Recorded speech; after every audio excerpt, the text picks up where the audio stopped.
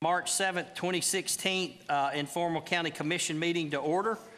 We don't have any citizens to address the commission, but I do have a presentation. I'm going to step down here to the other mic and ask Sheriff to join me. Sheriff, there you are.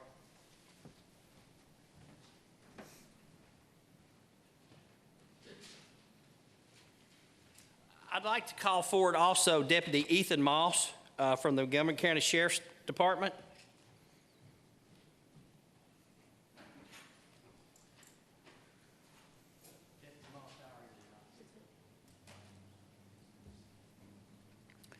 On February the 4th, Deputy Ethan Moss responded to a 911 call in the 700 block of Merritt Lewis Lane, according to the Montgomery County Sheriff's Office news release. Upon arrival, Deputy Moss found the homeowner unconscious and not breathing. He administered the automatic external defibrillator and started CPR. After 2 minutes, the homeowner started breathing on his own and was transported by emergency medical service to the hospital. According to EMS Lieutenant Brian McNeely, the man has made a full recovery. Deputy Moss is a 4-year veteran of the Sheriff's Office. He served in the Army, completed 2 tours of duty, one in Afghanistan and one in Iraq. He's originally from Michigan, and Moss is married with 2 sons, and we're awfully fortunate to have him here in Montgomery County. Deputy Moss, I just want to say thank you. Appreciate all your work you do, and I'd like to give you this county coin. Congratulations, and thank you, sir.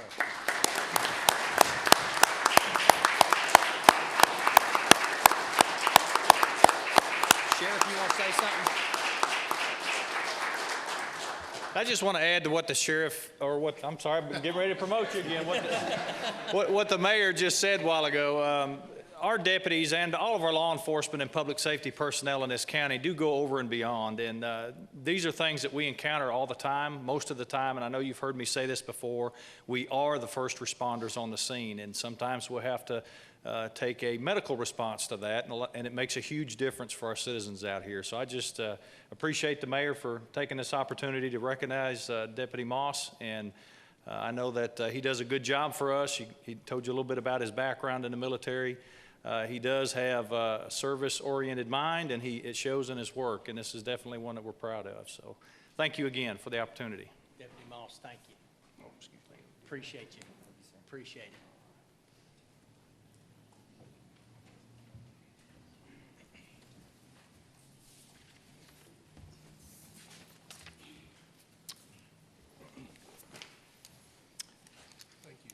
All right, we have one zoning case tonight, CZ3 2016.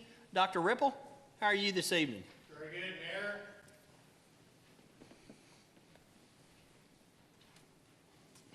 Mayor.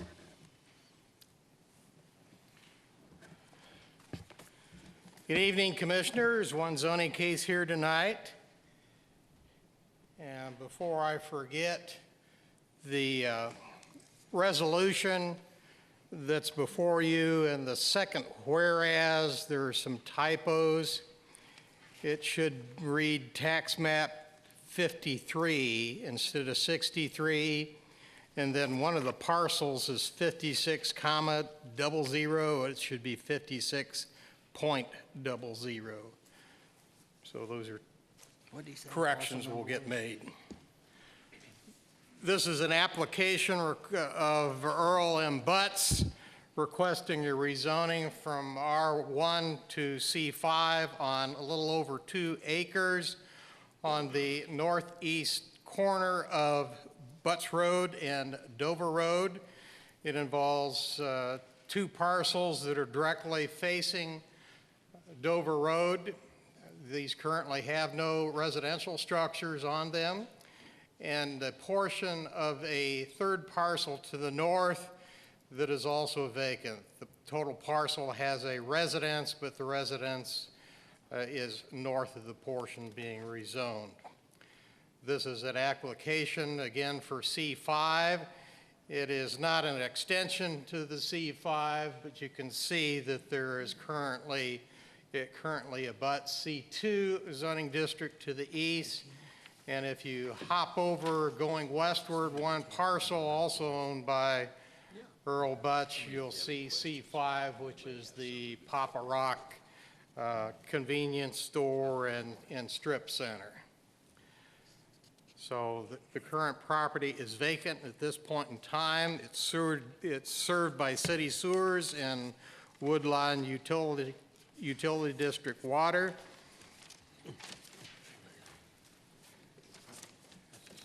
The reason for the application was to rezone to satisfy a contract stipulation with the national commercial chain. Staff does not know what that chain is at this point in time.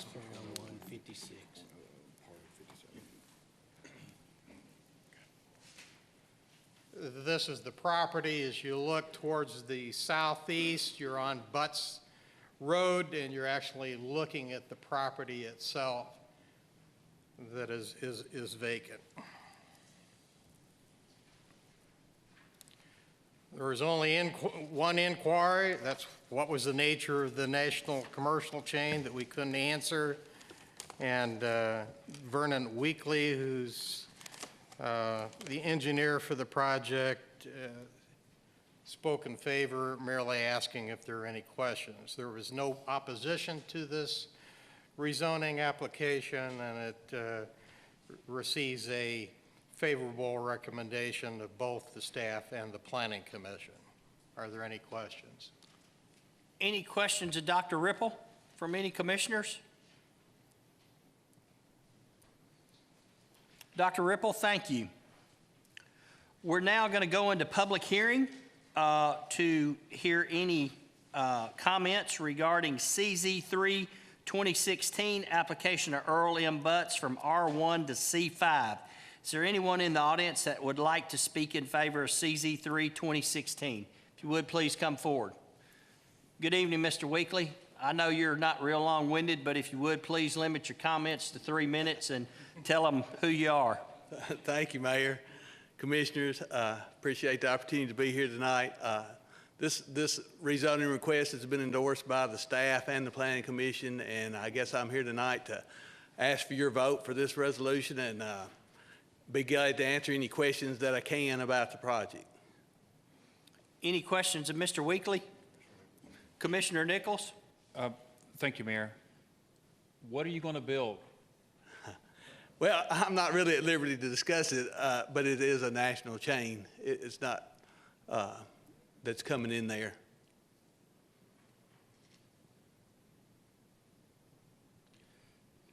I'm on the Planning Commission. You're going to be real hard for me to vote positively if I don't know what's going to go there.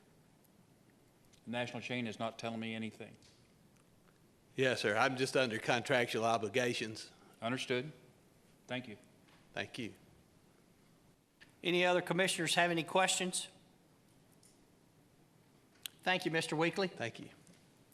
Is there anyone else in the audience that would like to speak on behalf of CZ3 2016? Anyone in the audience to speak in opposition to CZ3 2016? All right, our public hearing is now closed. We'll move right into our resolutions. Resolution 16-3-1 is a resolution in support of fiscal year 2016 THDA home grant application. My note says Jeff. I don't know which one of you.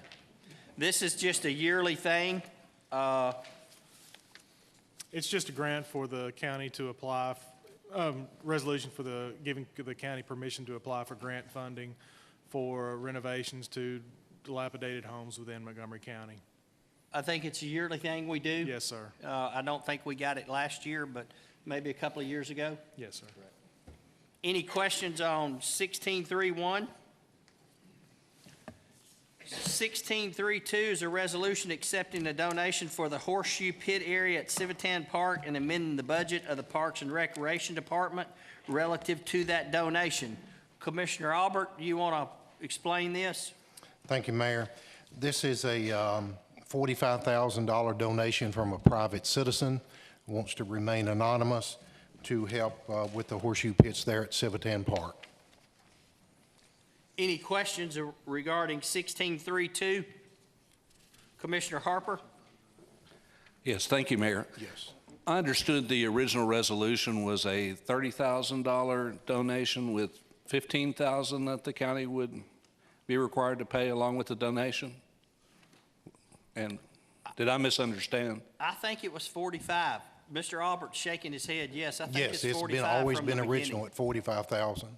So, With a 15,000 extra money, total of $60,000 project. and how many horseshoe pits is that? 10. So a horseshoe pit cost about 6,000? I mean, it's a cover. It's a structurally covered to cover 10 sets of pits.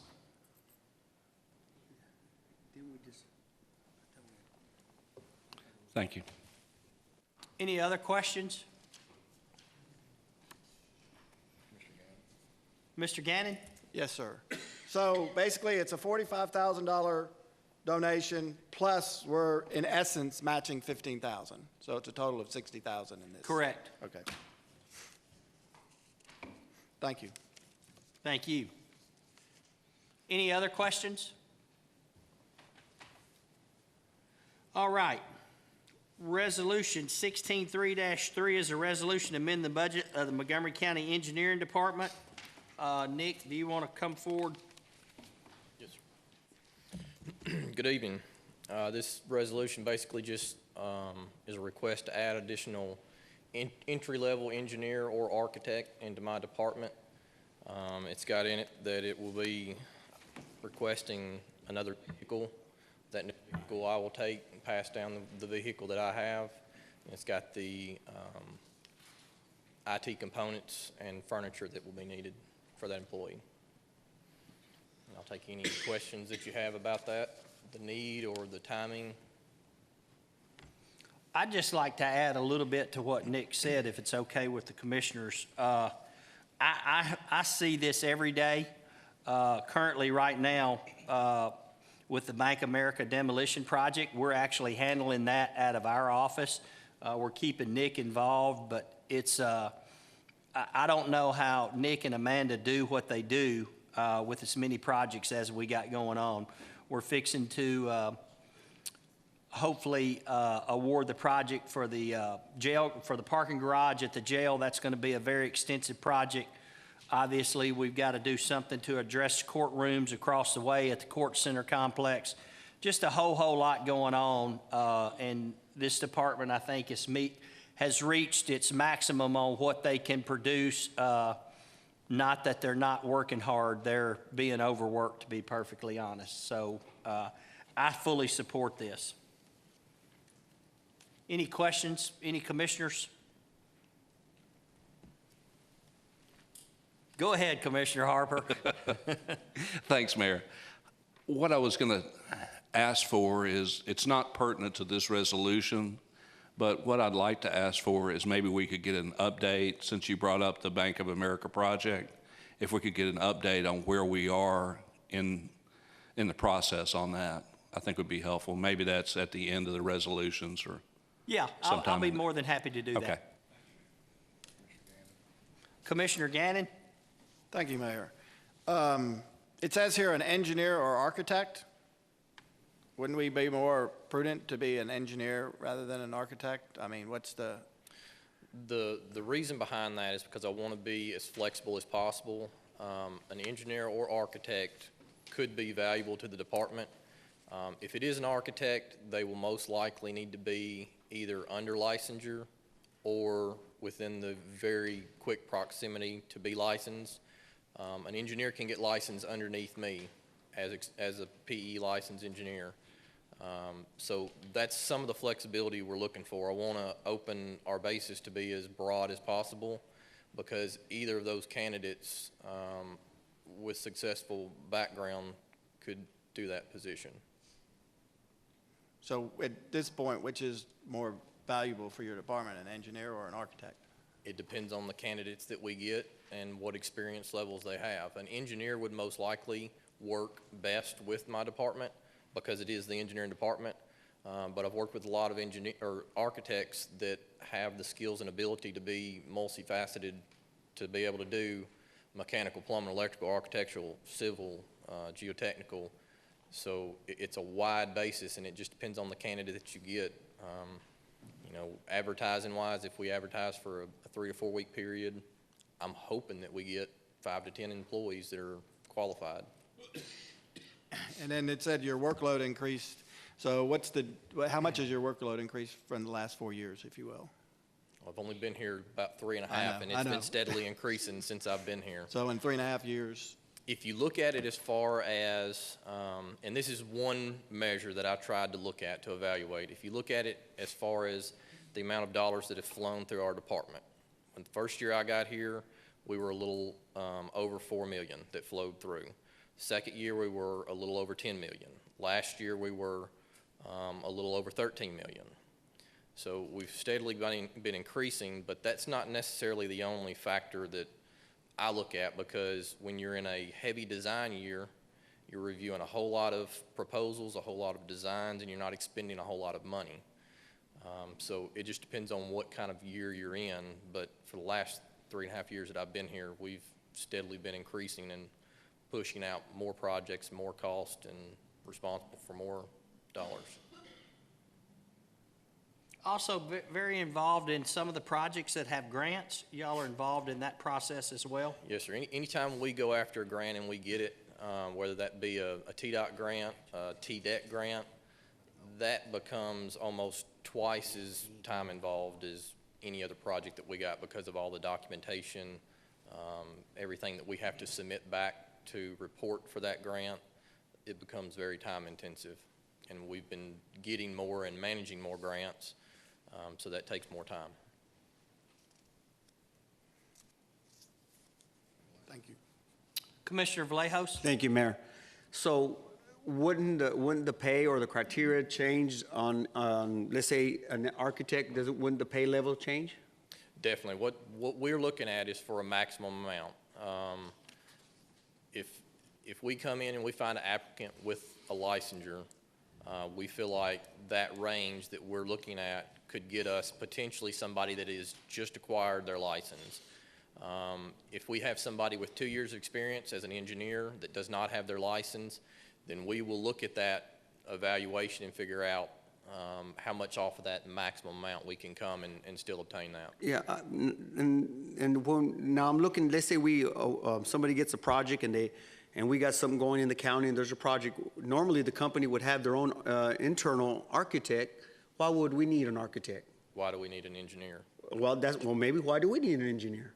I mean, it's completely for oversight. Okay, then, but I don't think you need any architect for oversight. That's your job.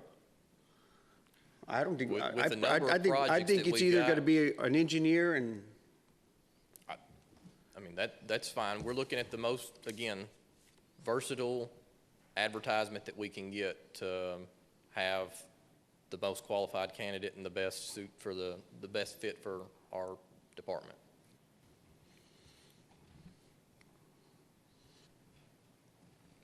Any other questions? Commissioner Harper? Thanks, Mayor. Nick, have there been any projects where we've been significantly impacted by the workload that you have presently? The ones that are coming up with the Civic Plaza. I've pretty much not been involved at all in that project so far, just because of, we had 3 other bids that were going out. So when that one was requested to go out, the mayor's office took that on, because that's, typically I don't like doing any more than 1 bid per month because of all the paperwork, the emails that go out. And with we already having 3 going on, that's what happens. When we have emergencies come up, I'm at a disadvantage when I've already got everything scheduled out, to the point of an emergency makes everything an emergency.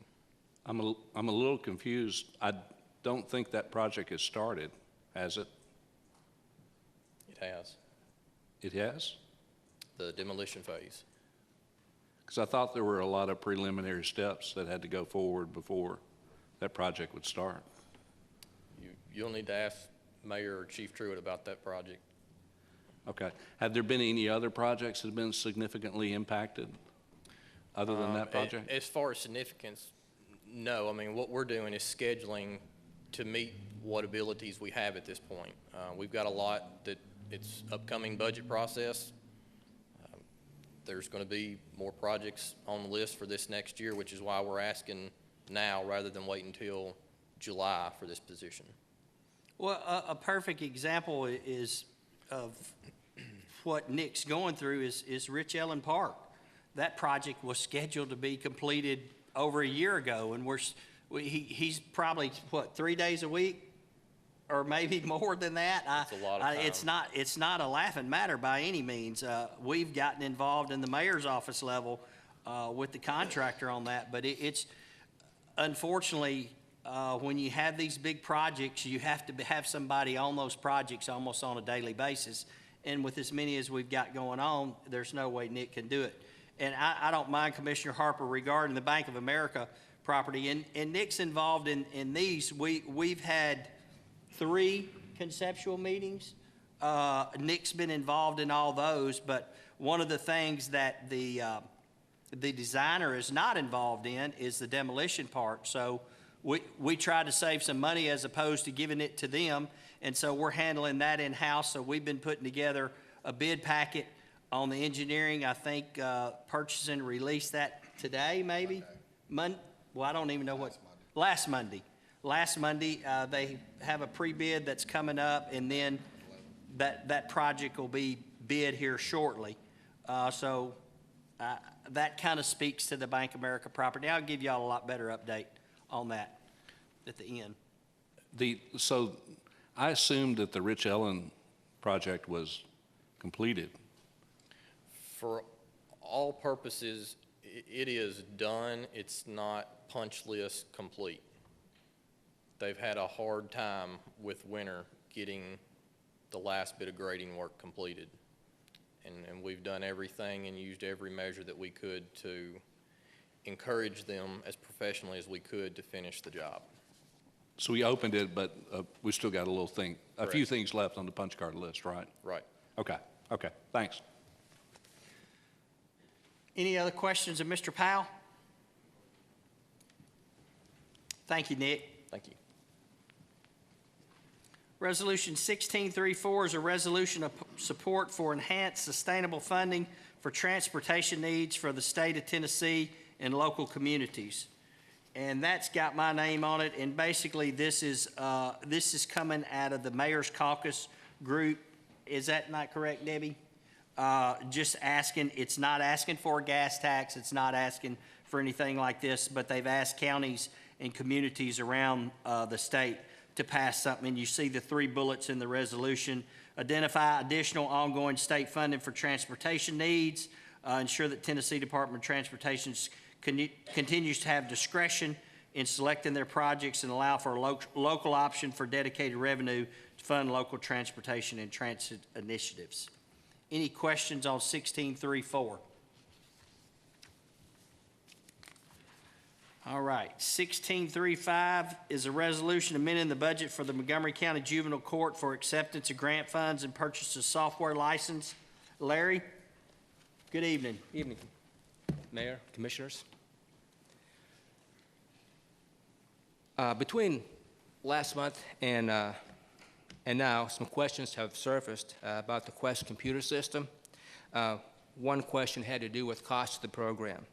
So let me start by saying that the state has received a federal grant to improve the quality of data gathered by the state's juvenile courts. The state will pay Gottlieb and Wirtz for the Quest setup, installation, 1 week of on-site training, and 1 week of go-live training. This will cost $20,000. The county will be responsible for the licensing agreements, which is an annual fee of $750 for each user.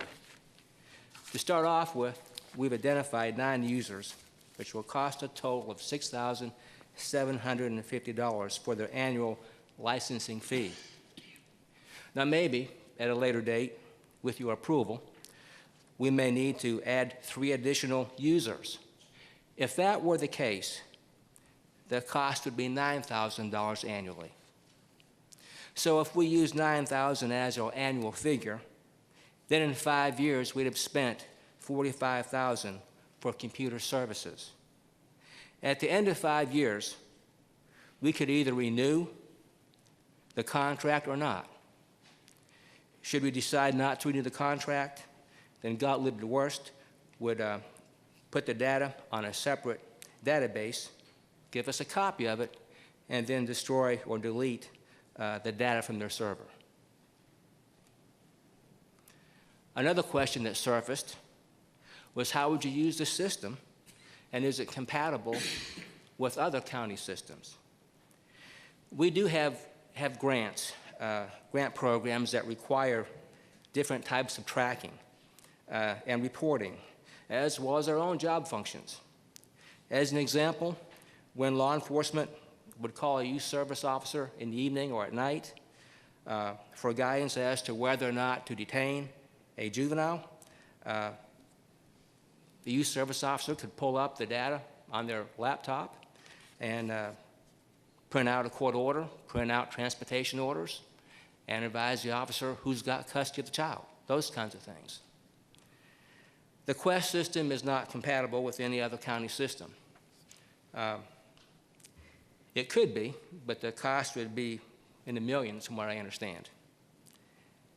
If there were a need for additional users to access the system, you would have to approve additional users by agreeing to pay the licensing fee. At that point, is there any other questions that have come up since last month? Any questions for Mr. Ross? Commissioner Johnson. Thank you, Mr. Mayor. If you could just clear something up for me. When I'm looking at page 2 here, I'm seeing an additional $20,000 on the page. What exactly is that? Additional $20,000, I don't. I see $20,000, then I see $20,000, and then I see $6,750.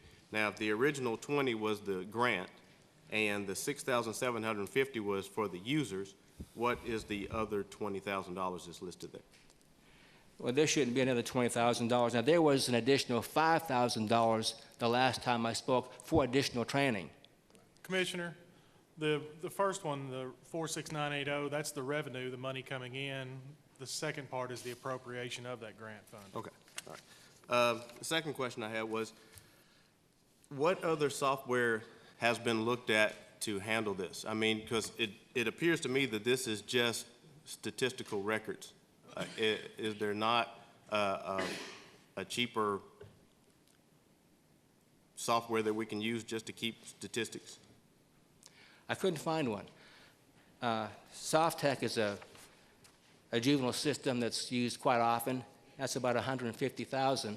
We've consulted with our county's information systems, and they seem to think that going this route with Quest would be less expensive rather than recreating something.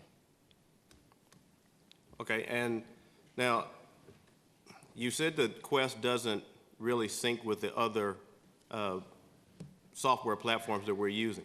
So what would we do about the transfer of the files from what we're using to the Quest? Is the county going to have to pay for overtime for the staff to transfer these? We're not going to transfer any files. We're just going to start from scratch. Okay. And the last question. Now, I was told that this same software, Quest software, was offered to the county for free 2 years ago. I was advised that this software was free, but it wasn't. We had HTE at the time, and that was working. When the clerks changed and went from HTE to I think it's Tensis, that locked us out of the system, and we had to get something. It's doubled our work. No longer can we get minutes printed out for the dockets. Our clerks have to come in, or I should say clerks, but our youth service officers have to come in on Saturdays, write the minutes out before court, those kinds of things. Okay. Thank you. Any other questions of Mr. Ross? Thank you, Mr. Ross. Thank you. Resolution 1636 is a resolution giving the Director of Parks and Recreation authority to create rules and regulations for special events in Montgomery County and providing permits for those events. Commissioner Albert? Mayor, this has come about due to a lot of events that's held outside the city limits that are actually in the county, such as a big popular place is the Beach Haven Winery. We have 5Ks, we have all kind of events ranging from attendance from a couple of hundred to several thousands of people that we, the county, Sheriff's Department, EMS, has no idea that these events are going on. So what we'll do is create a permit that they will have to apply to let us know. Right now, there's no charge for the permit, to let us know when and where the event's going to occur.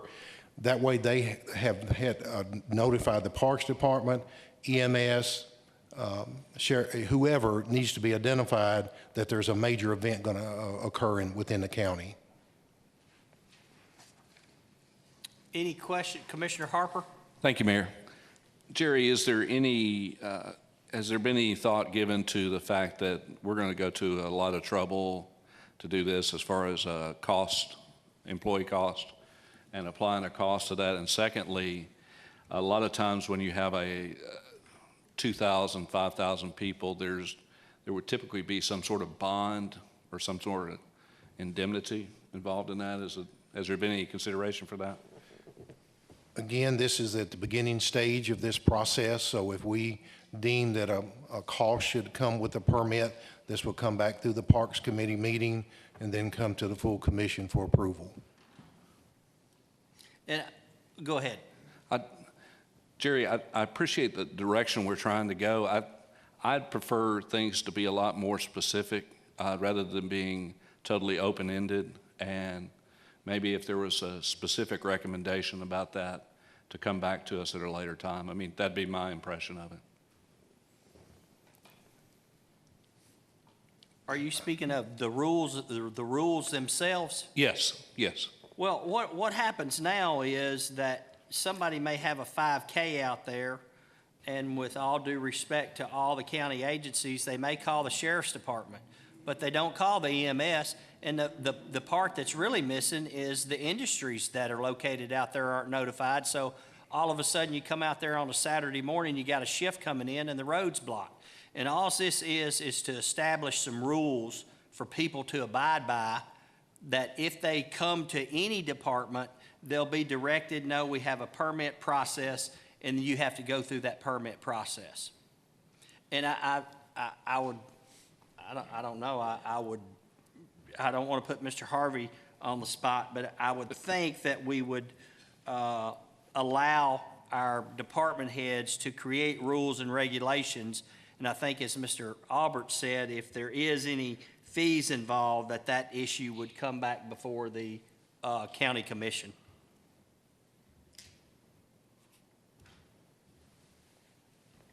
Any other questions on 1636? Commissioner Johnson. My question would be more on the minimum size of an event to where you would have to get a permit.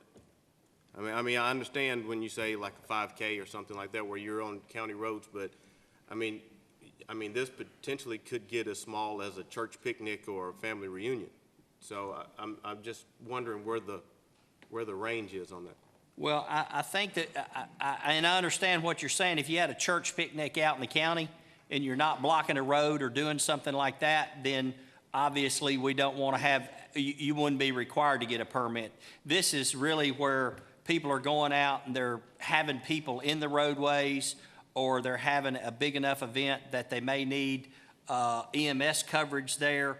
I don't know, but Chief Edwards, if they do a rodeo out at the Cattlemen's Association building, I think y'all have had to provide ambulance services for those events before and that type stuff. And it's really just a way to create a process where people have to follow that process, and it's not just randomly calling, hey, Chief Edwards, I need an ambulance on March 5th, and then all of a sudden they need traffic control as well, and the sheriff's office gets a call, they know nothing about it, and they got to go out there and direct traffic. Can I speak? Sure. Currently, Commissioner Harper, Commissioner Johnson, currently we have a run scheduled out there on International Boulevard that is being marketed. and it's during the exact same time that R.J. Corman is going to close down that section to run the railroad across. And this is just so that we can all get on the same page of music. And when an event is scheduled, the county is notified so that we can notify the proper groups out in the industrial park or wherever that may be in the county. Commissioner Albert, Commissioner Gannon? So, and then if there's any, as he said, if there's any kind of monetary fee or whatever, then that would come back in. front Yeah, of the we'll bring commission. that back to the county commission. Any other questions? All right. Commissioner Sokol, I'm sorry. Thank you, Mayor. How often does the Park and Recreation Committee meet? Quarterly.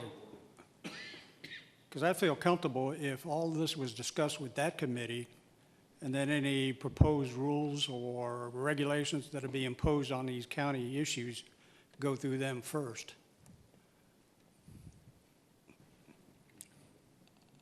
Commissioner Albert? Yes, I mean, that would be the procedure, that's where once the department itself comes up with the policies and procedures, they'll be presented to the Parks Committee. Okay. Commissioner Sokol, that answer your question? Well, so far, but when are they going to get together and make up these rules or let us know what progress they've made on it? Okay, I don't think Commissioner Albert or the Parks Committee would have a problem passing those rules on to the county commission. Thank you. Yeah, Mr. Jennis is the chairman of the Parks Committee, so I'm sure he'll feel comfortable passing along whatever we need to pass along. Commissioner Harper? I concur with Commissioner Sokol. I mean, I'd have the same opinion.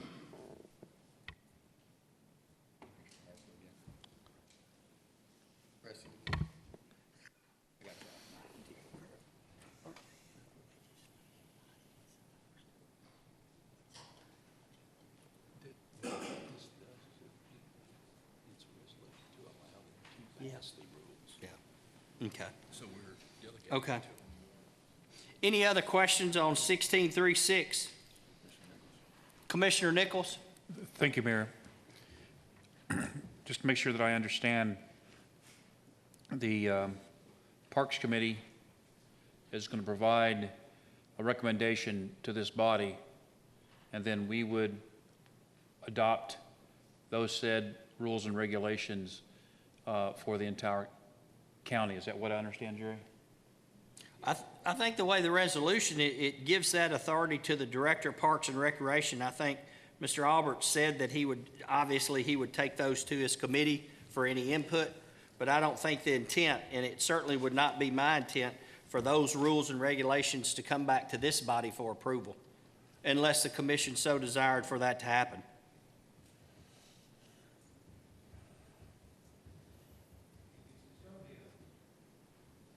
It's going to be a basic document. I mean, you just call in and say, we're going to have an event out there, and I'll sign off on it, Sheriff's Department signs off on it, and, it's nothing, critical, or a lot of, 4 or 5 pages of rules and regulations.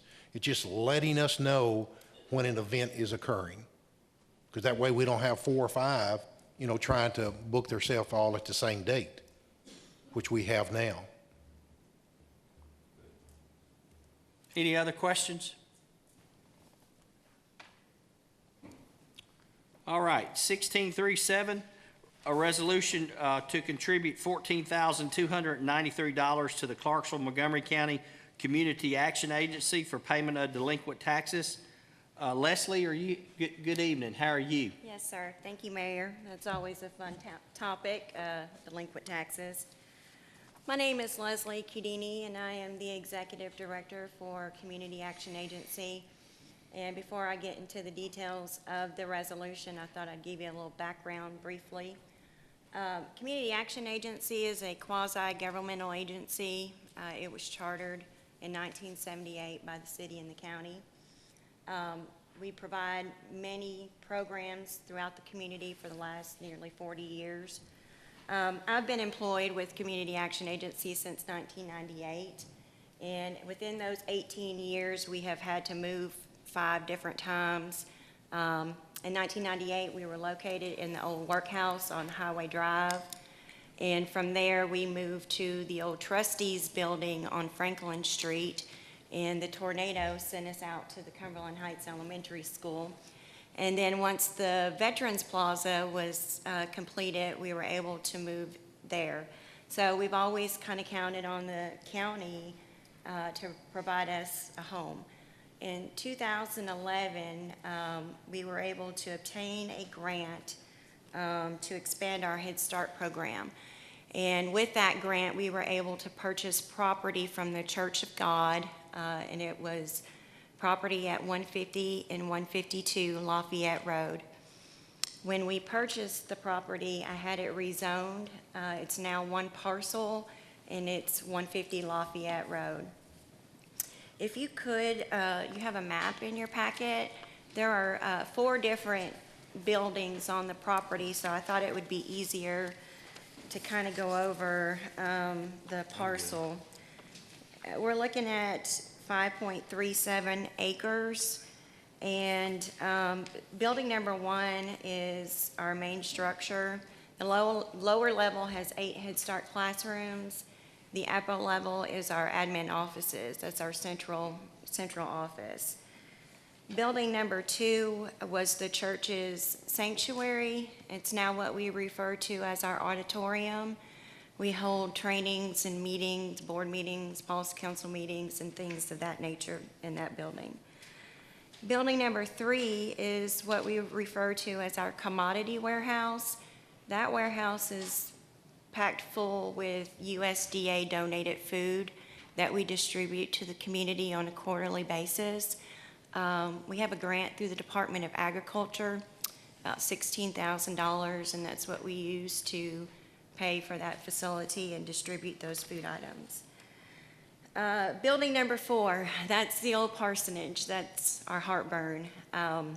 We've never been able to use that building. There's all kinds of structural issues. It's full of mold, doesn't meet ADA requirements. So that is the only building that we have never used since 2011. And so if you look at the chart below, for 2014, this is what we're being charged taxes for, and you will see that we are being taxed for 3 of the 4 buildings. And if you don't know what the state law is you can only receive exemption if you're using the facility or the land to meet the mission of your nonprofit. And we've always used 3 of the 4 facilities, but we're being charged in 2014 for 3 of the 4 facilities. So I reapplied to the State Board of Equalization for 2015, and I was able to get all of it exempt with the exception of the parsonage, the house, building number 4.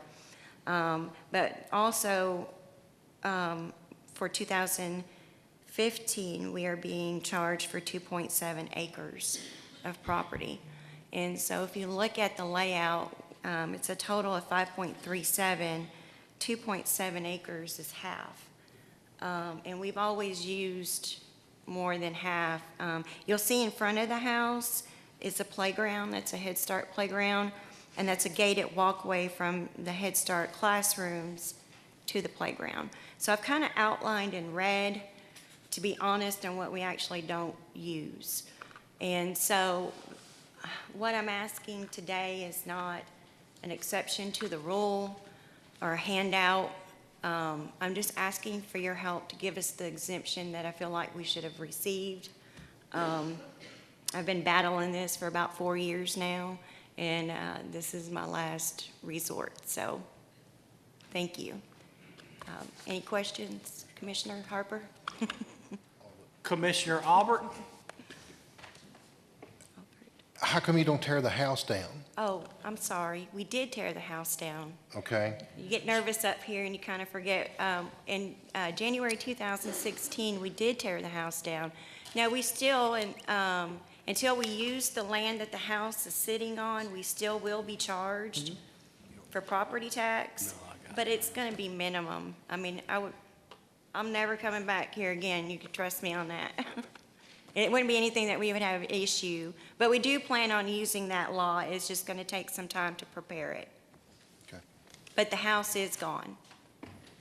And I will be resubmitting another application for 2016.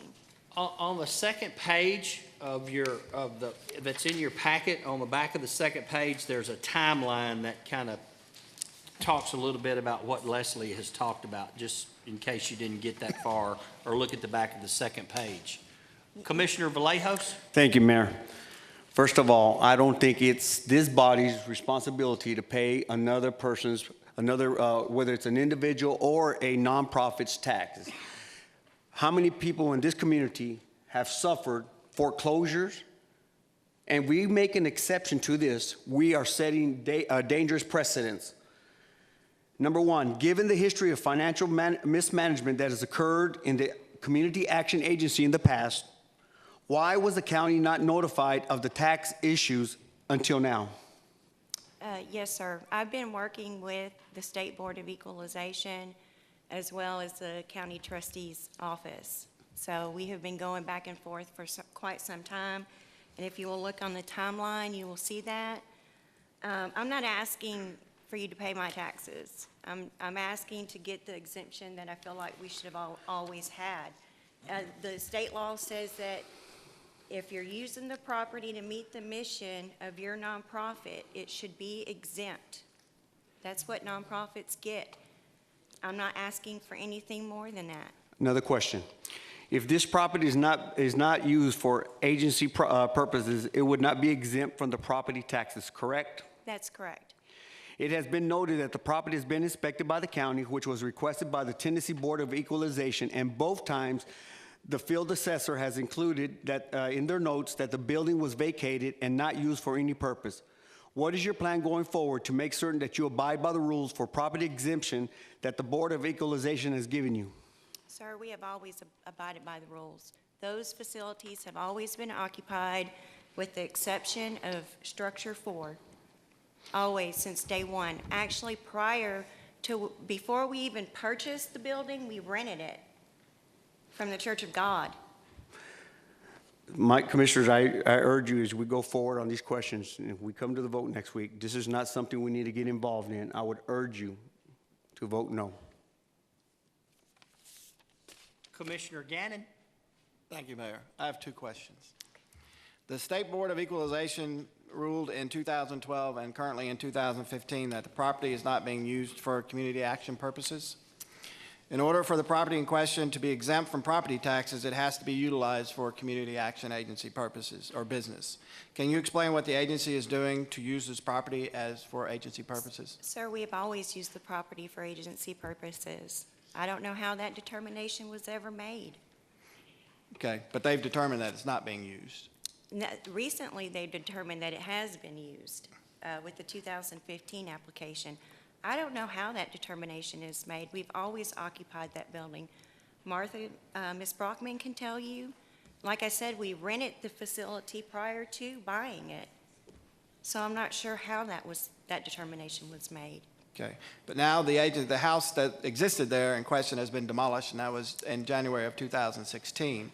So that brings up a whole nother venue. Can you explain what the purpose was served for the agency in trying to accomplish this?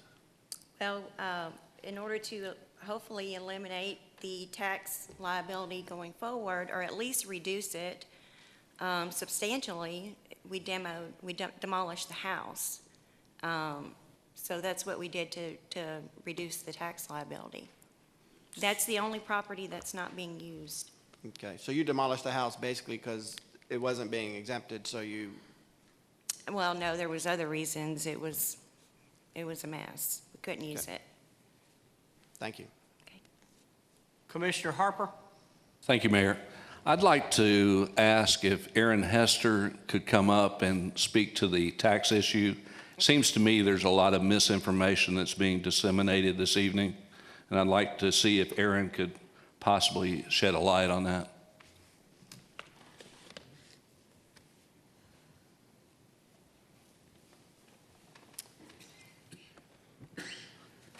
any place specifically you'd like me to start? Well, let's start. We had bring the commission up to date. We had a lengthy conversation about what's happened in the past at the agency, and I think it started with the renovation of the property.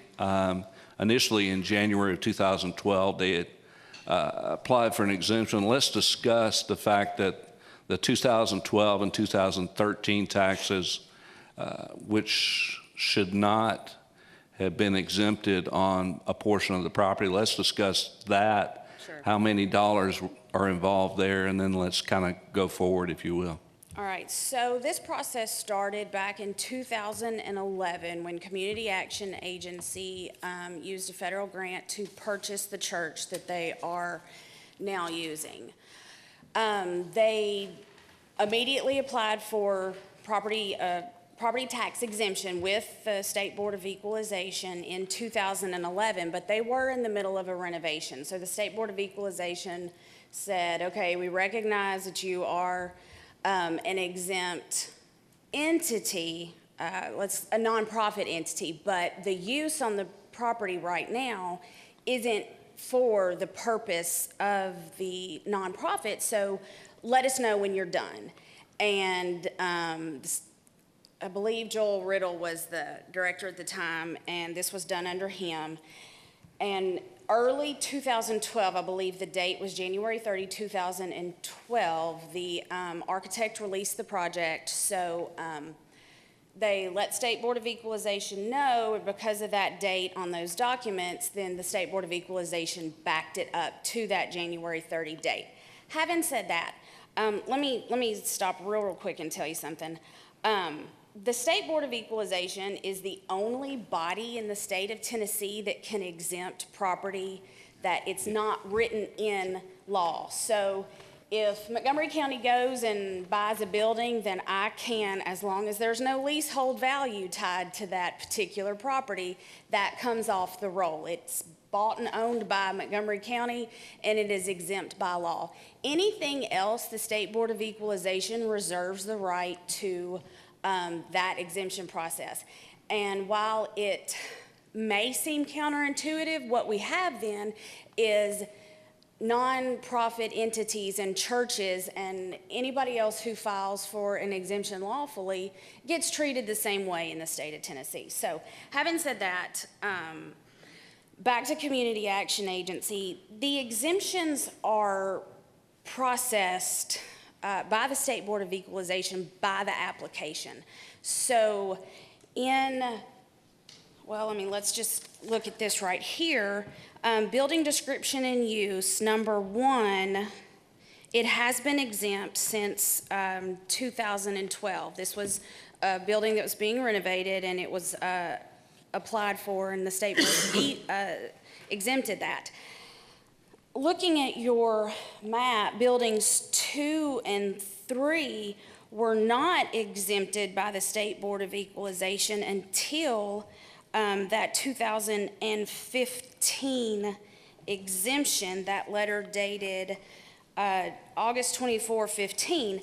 So it wasn't mentioned in the original application for the State Board of Equalization to say they were going to exempt it. I have the 2012 letter in front of me, and it says, the metal and block building has been renovated and is currently being used by the organization for administrative purposes as a Head Start center. So that building and a proportionate amount of the acreage are approved for exemption effective January 30, 2012. The remaining buildings and acreage are denied due to non-use. The State Board of Equalization, at the time that this letter was dated in June 6, 2012, did not feel that the building and the proportionate amount of land was being used for Community Action Agency purposes. So it sat in this state until the new application in 2015. Full disclosure, I came into the assessor's office December of 2013. Leslie had been in communication with Betty before I came in. It was not resolved by the time Betty left, and this number that you see before you would actually be bigger by about $18,000 or $19,000 because my office, I'm going to take credit or blame for this, whichever way it goes, exempted Community Action Agency taxes. We wrote a correction certificate. I thought I was doing the right thing, come to find out that that wasn't the right thing to do. So the 2012 and 13 liability was actually written off in February of 2014.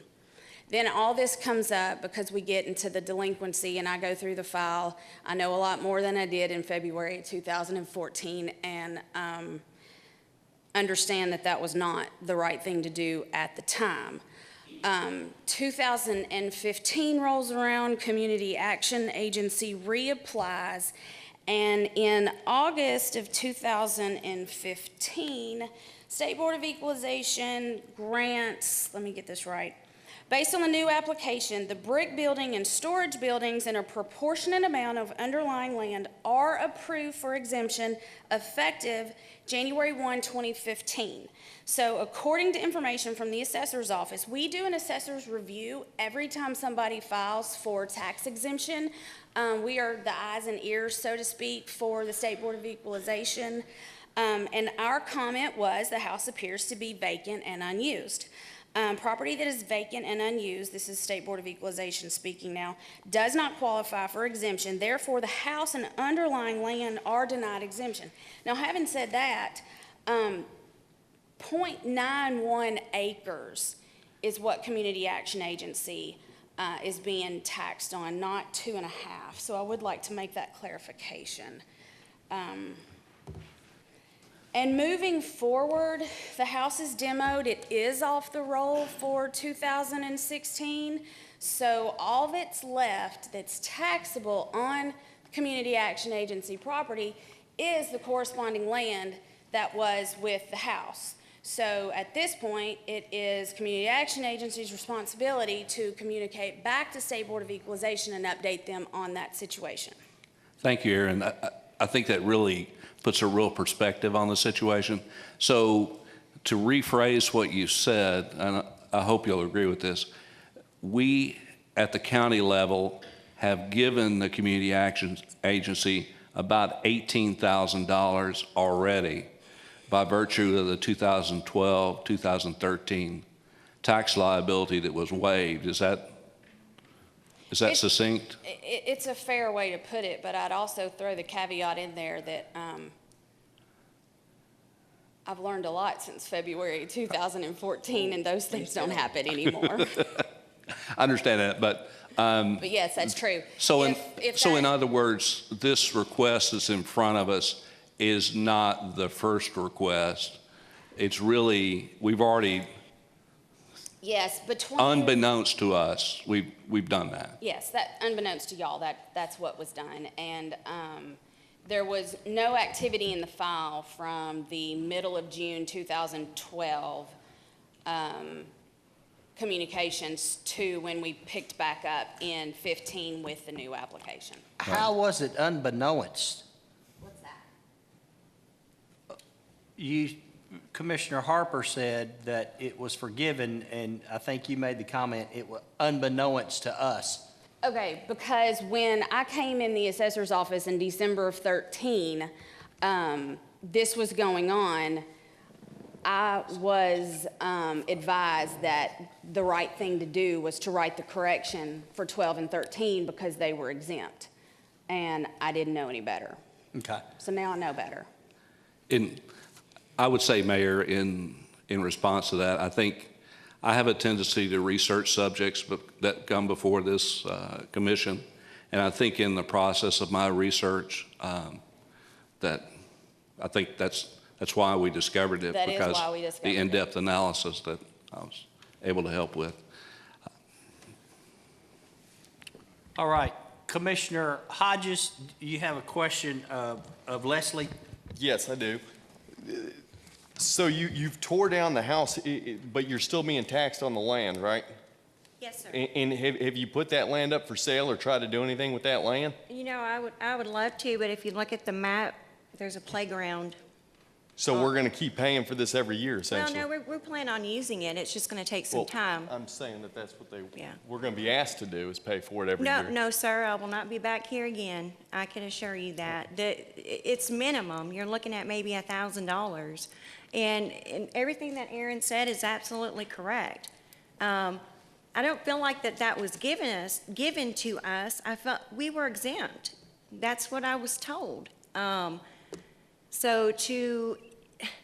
And in 2014, we are using the same space as we've always used it. In 2012, 13, 14, 15, and on forward. So when you bought this in 2011, though, you knew the rules, that if you're not using a space, that it wouldn't be exempt, and yet you didn't destroy the house till... No, I don't have a problem with the taxes on the house. That's not the issue.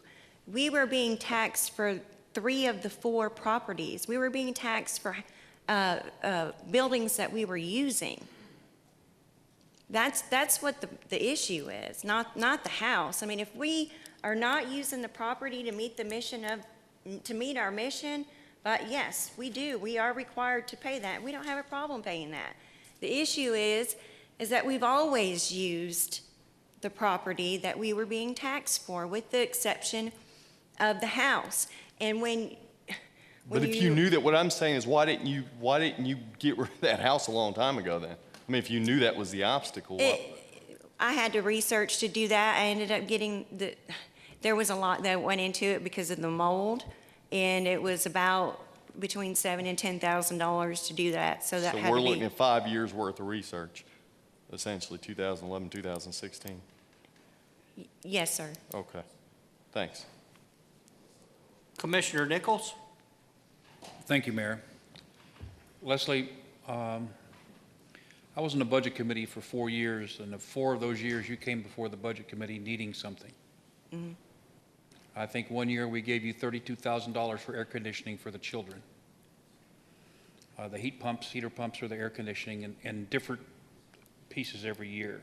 The same time frame that this issue that has been discussed is going on, okay? This body doesn't have the authority to forgive your tax.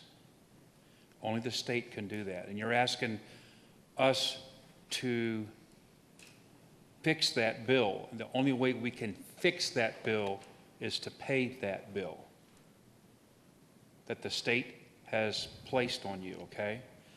I cannot take a taxpayer's dollar and vote to pay another taxpayer's dollar. That don't sound right, and it sure doesn't read right, Okay. right? And I apologize and I'm sorry. You have come before the Budget Committee when I was there, and we tried to help you as best we can. Yes, sir. But this request is outside, in my opinion, of what this body can do. I'm sorry. Thank Okay. you. Thank you. And can I just add, I wouldn't be here today if there wasn't a code that said I could come here. And that's why I am here. Like I said, it's a last resort. And with all due respect, the times that I've come before the county, the property was exempt. It wasn't until 2014 that we got slammed with a large tax liability. But thank you. I appreciate your consideration. Commissioner Tooley?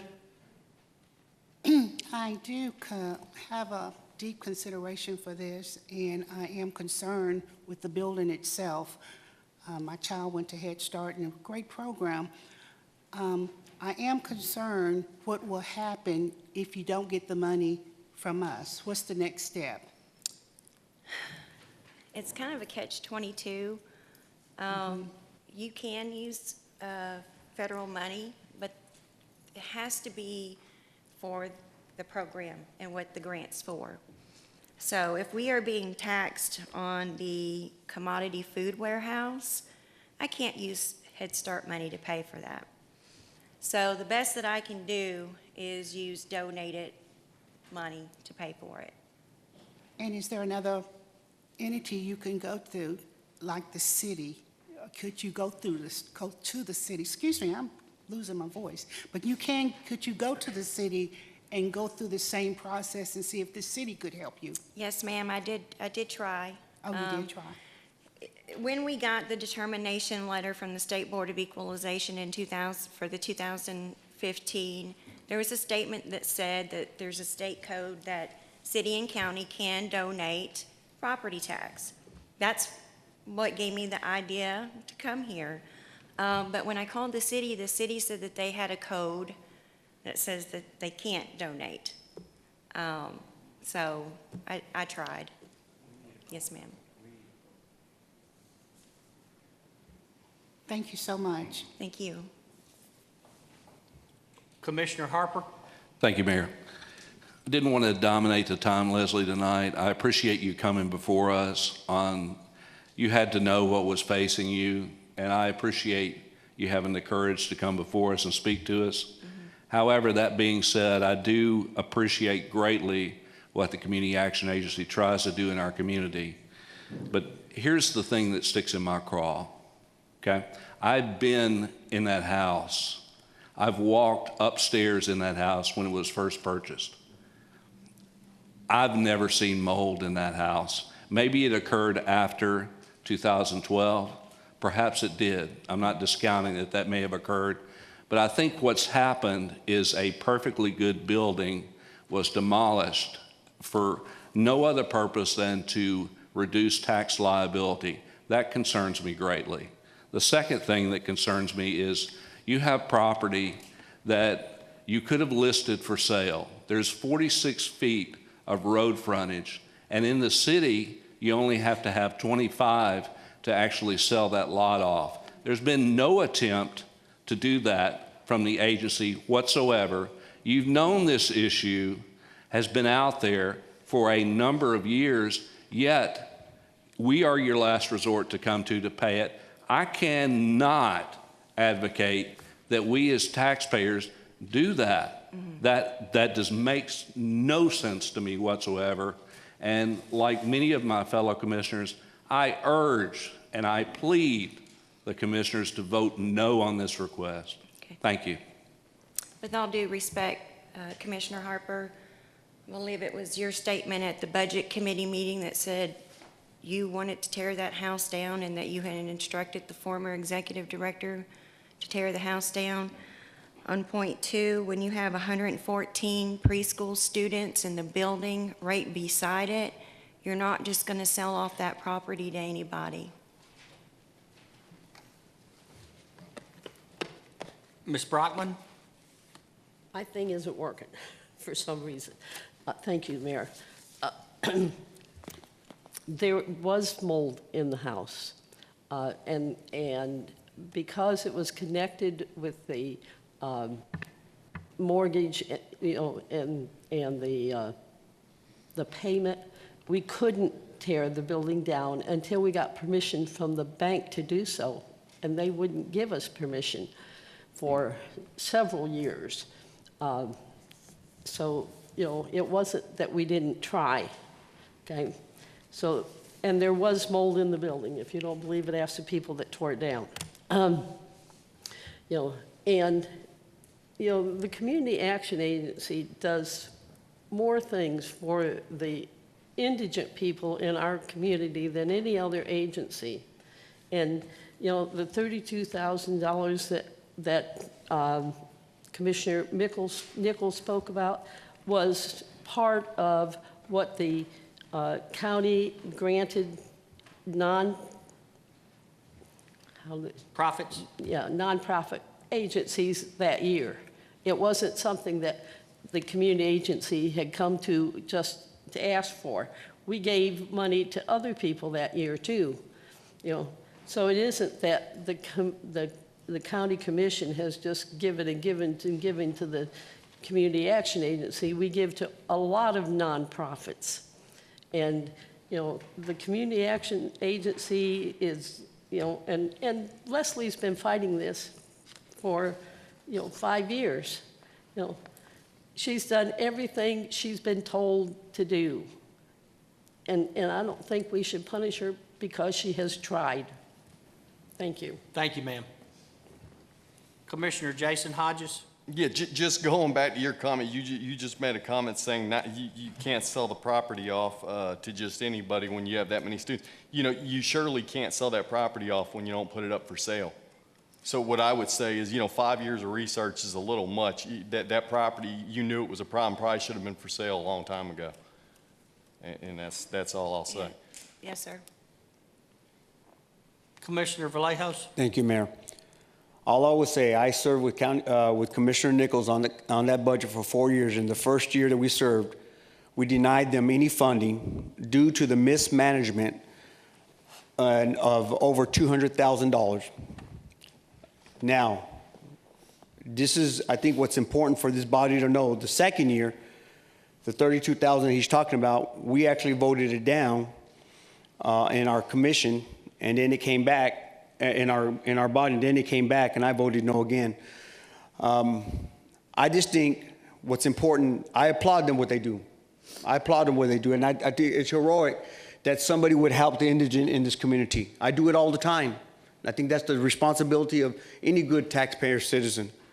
But when there's poor leadership and poor management, and if it happened 1 year, it happened 2 years, it happened 3 years, it happened 4 years, there seems to be a pattern.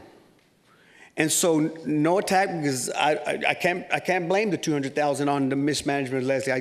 That's not what this is about. But if the agency continues to mismanage funds, then why should we contribute to a mismanagement of funds?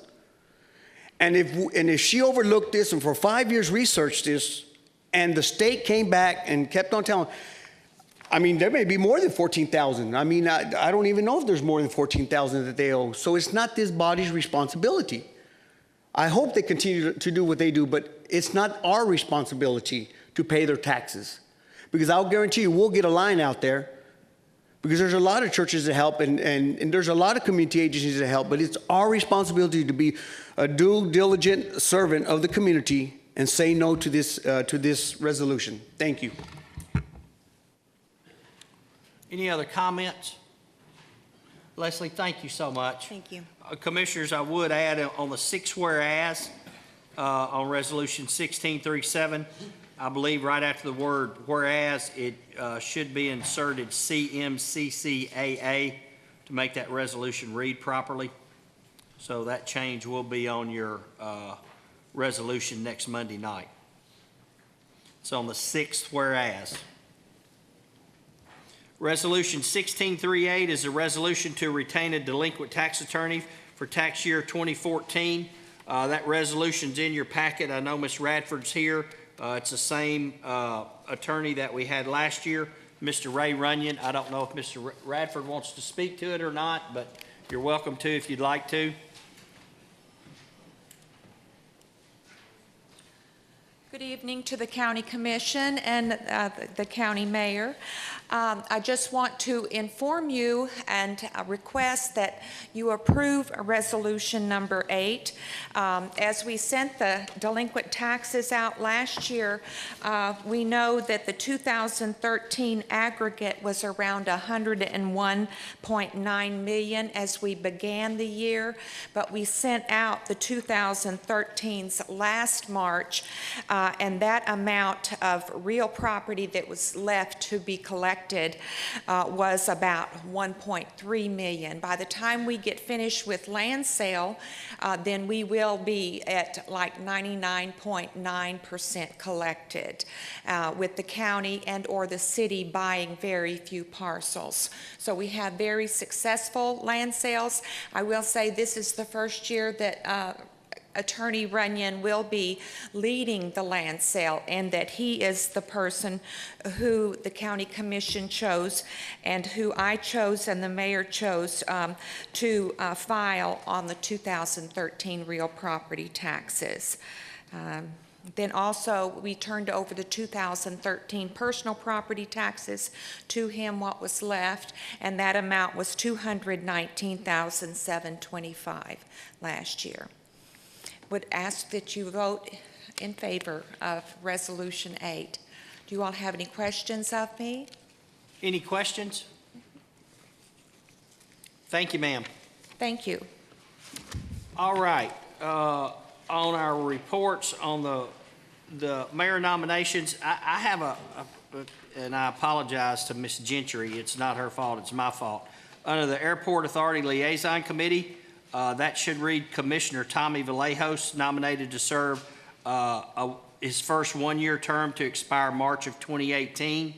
Commissioner Ron Sokol, nominated to serve his second two-year term to expire March 2018. And Commissioner Jason Hodges has been filling an unexpired term, is now eligible to serve his first full two-year term to expire March 2018. And then under the Library Board, Commissioner Audrey Tooley has been filling an unexpired term and wishes to resign from the board due to scheduling conflicts. Commissioner Monroe Gildersleeve has been nominated to replace Commissioner Tooley, term to expire July 2017. You'll see in your agenda under the reports filed, for your information, commissioners, under old business, resolution 1621, there will be a vote at the formal commission meeting to the sponsor plans to move that from the table back to the floor.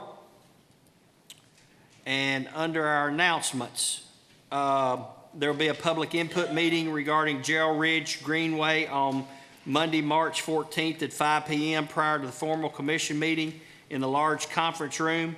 And as Commissioner Harper requested, Bank of America update. Nick, I think you did your project update last month. There was an update in Nick's report, but I'll give you a further update. We've had 3 meetings with a group of citizens, people from Montgomery County, looking into the schematic design. There hadn't been any actual design done. I think we have a meeting tomorrow afternoon, Jeff, is that correct? At 4 o'clock, we'll be looking at about 60%. Help me here. Correct. That'll be 60% schematic design was sent to that committee. Your mic's not Mic on, sorry. 60% schematic design was sent to that committee via email. It was supposed to go out Friday afternoon, got hung up, and went out first thing this morning. So they have that 60% schematic design to review before tomorrow afternoon. And regarding the, we have closed on the Bank of America property. The city has reimbursed the county for that amount of sale. We have an offer in to the Better Business Bureau. They came back at what we felt like was an unreasonable, we basically had an appraisal and they came back in 22% over that appraisal. So those negotiations are ongoing, and I think we're set to close, Tim, maybe next Monday on the Regions Bank property? 14th, excuse me, on March 14th. I will, I'm going to ask Jeff if he would send all the commissioners the schematic designs, but granted, they're schematic designs. There's nothing etched in stone, nothing has been designed. It's just some renderings that we're looking at. Commissioner Vallejos. Thank you, Mayor. Where do we look at, how do we look as far as the city letting loose and helping us out with the bus terminal? How are we looking on that? Is there any progress? Is it stalemated? What's going on? Well, I think Dr. Ripple's office is undergoing a study. I think that's a kind of a lengthy process. My God. But there is a relocation study that's going to start after another report's done. Is that correct, Dr. Ripple?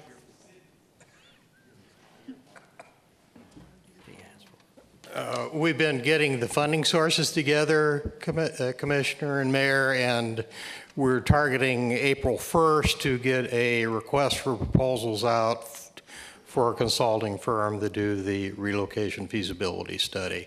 The study will probably take 6 months to complete, but we'll have substantial progress in 3 months. Okay, you say 6 months. Is there any way you can push this up a little? I mean, We've got to meet a number of federal requirements that involve not only looking at all potential sites, screening those sites, meeting a number of requirements relative to environmental justice issues, and then number 2 component is also to examine the reuse of the existing terminal property and looking at how that might be reused and the time frame associated with that, and answering questions about what portion of the federal monies that might be recovered from that to go forward to use at another facility. So this is not a simple task that's going to be accomplished in a short period of time, and even with the completion of the study in 6 months, you can anticipate probably another 2 years to acquire the property, develop the site, and we'll also have to find the source of money too. So then the question should be, has this started? Yes, sir. Okay.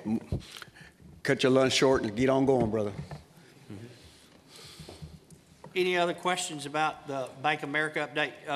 Chief Truitt's going to email everybody this evening, so just check your emails with the 60% schematic design renderings that we have. I think that's everything on our agenda. I talked about the public input meeting. So with no further business. Tomorrow at 4 o'clock. Is that correct, David? 4? Hold on, I can tell you. I should ask Jimmy. 7. 4. Yeah, it's at 4 o'clock. Tomorrow at 4 o'clock in the large conference room. EMS, Sir? the EMS meeting? It is moved to the mayor's conference room. Oh, wow, get upgraded. Yeah. Awesome. Upgraded. All right, ladies and gentlemen, thank y'all. We're adjourned.